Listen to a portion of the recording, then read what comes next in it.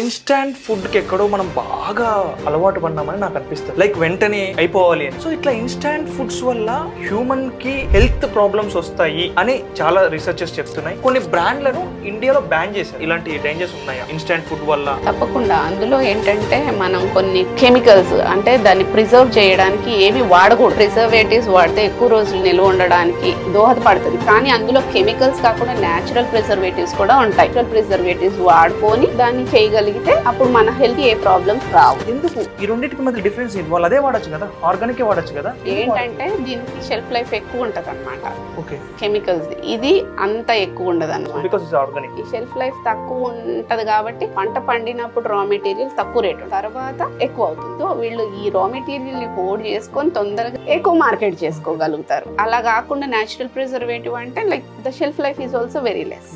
So అది difference.